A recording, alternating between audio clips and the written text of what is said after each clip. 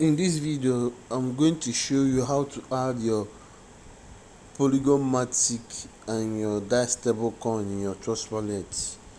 Now, to add those tokens, you have to click this side down.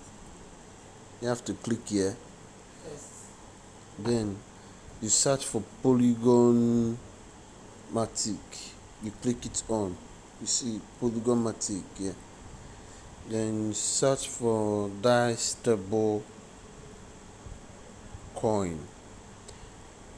Here they show you many Dai stable coin. You search for the one under Polygon, which is this POS Dai stable coin. Click it on. Now the two tokens has been added to your Trust wallet.